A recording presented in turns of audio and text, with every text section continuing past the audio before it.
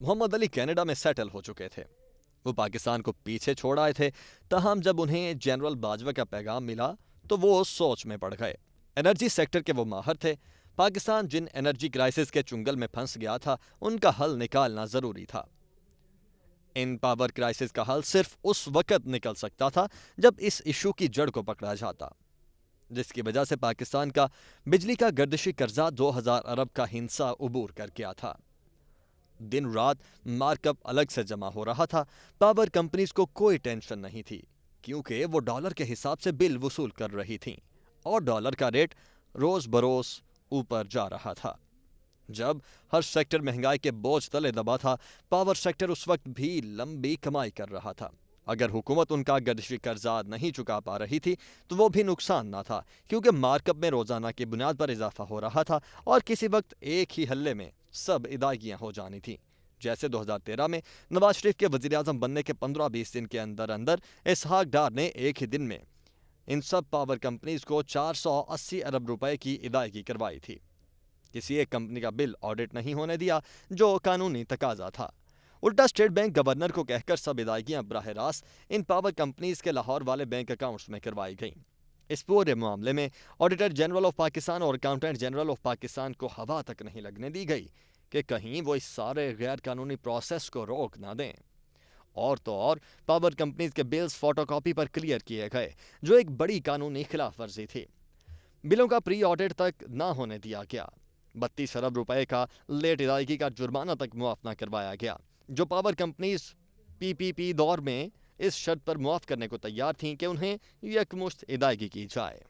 عمران خان دور میں 1000 ارب کے قریب گردشی قرضہ کلیئر کیا گیا تھا، لیکن اب پھر یہ 2000 ارب کا ہنسا عبور کر گیا تھا۔ دوسری جانب گیس کا گردشی قرضہ بھی 2000 ارب تک پہنچ رہا تھا۔ گیس اور بجلی کا مجموعی گردشی قرضہ 4000 ارب کراس کر گیا تھا، جبکہ پورے ملک کی ٹیکس آمدن 4 سے 5000 ارب ہی تھی۔ ان حالات میں اگر محمد علی انکار کرتے تو شاید وہ اسے اپنی خود غرضی سمجھتے۔ یوں 2019 کی آخری سہ ماہی میں محمد علی نے پاکستان واپس آنے کا فیصلہ کیا۔ واپسی پر ان کی ملاقات عمران خان سے بھی ہوئی، جس میں انہوں نے پاور سیکٹر کے اہم معاملات پر بریفنگ دی، جس پر ان کی بھی آنکھیں کھل گئیں۔ اس وقت عمران خان کو محسوس ہوا کہ پاور سیکٹر میں کچھ غلط ہوا اور ہو رہا تھا۔ سارا قصور زرداری اور شریف خاندان کا ہی نکلے گا۔ ان کا یہ سوچنا جائز بھی تھا، کیونکہ اب تک جتنے پاور پلانٹس لگے تھے وہ سب زرداری اور شریفوں کے ادوار میں لگے اور ایسی خوفناک شرائط پر لگے تھے جو پاکستانی ریاست اور عوام کے مفادات کے خلاف تھیں۔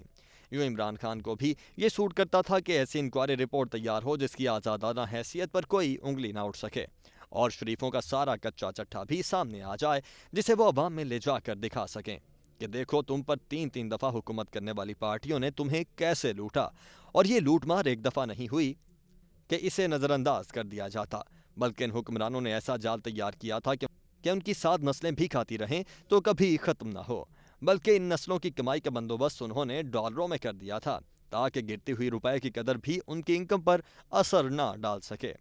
لیکن خان کو علم نہ تھا کہ ان 2 سیاسی جماعتوں کے لاڈلوں کے علاوہ ان کے دائیں بائیں بیٹھے اپنے وزیر بھی اس کھیل میں ملوث پائے جائیں گے۔ طے ہوا کہ محمد علی اس کمیٹی کے سربراہ ہوں گے جو پاور سیکٹر اور آئی پی پیز کا 1994 سے لے کر 2019 تک کا سارا ریکارڈ اور پرفارمنس چیک کرے گی۔ اس کمیٹی کے ذمہ لگا کہ وہ پاور سیکٹر آڈٹ اور گردشی قرضے جیسے گھمبیر مسائل کا کوئی مستقل حل نکالے۔ اس کمیٹی میں محمد علی کے علاوہ جن دیگر پروفیشنلز کو شامل کیا گیا ان میں وسیم مختار، نیپرا کے سلمان الرحمان، ایس ای سی پی کے Noman Akhtar, competition commission of Pakistan کے زبیر محمود شامل تھے۔ ان کے علاوہ Sajjad Bajwa, F I S I کے لیفٹیننٹ کرنل ریٹائرڈ جاوید جہاں، مزمل حسین، عدنان ستار، عمران رمضان، کلیم اختر، ابوذر ولایت، احمد عبدالمعیز، حافظ واجد واحدی، عمیر اسلم، فہیم بیگ، فائزہ یعقوب اور سید ابراہیم علی جیسے پروفیشنلز بھی شامل تھے جو اپنی اپنی فیلڈ کے ماہر سمجھے جاتے تھے۔ نعمان خان کو اس کمیٹی کا سیکرٹری مقرر کیا گیا تھا۔ کمیٹی تو بنا دی گئی تھی، لیکن اس کمیٹی کے پاس بجٹ نہیں تھا کہ وہ کہیں بیٹھ کر کام کر سکے۔ اس کمیٹی کو صرف 4 کمپیوٹرز دیے گئے۔ محمد علی جب دفتر گئے تو پتہ چلا باقی چھوڑیں، بیٹھنے کے لیے مناسب کرسیاں میز تک موجود نہیں۔ اس پر محمد علی نے اپنی جیب سے 15 لاکھ روپے نکال کر دیے کہ ضروری سامان خریدا جائے تاکہ سب لوگ کام تو شروع کریں۔ محمد علی کا خیال تھا کہ وہ مارکیٹ سے ایسے قابل لوگوں کو اٹھا کر کمیٹی میں لائے تھے جو نہ صرف محب وطن تھے بلکہ ذہین اور محنتی بھی تھے۔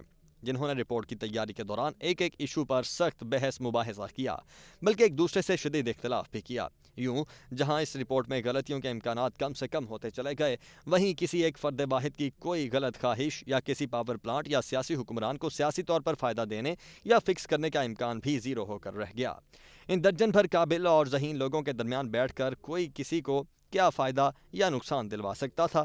یوں یہ توقع تھی کہ اتنے قابل اور پروفیشنل لوگوں کی یہ رپورٹ پاکستانی تاریخ میں ایک سنگ میل ثابت ہوگی، جو آنے والے برسوں میں ایک ایسی قابل اعتماد ڈاکومنٹ کا کام دے گی جس کی روشنی میں نئی پالیسیز بنا کر پاکستان کو انرجی کرائسس کے چنگل سے نکالنے میں مدد ملے گی۔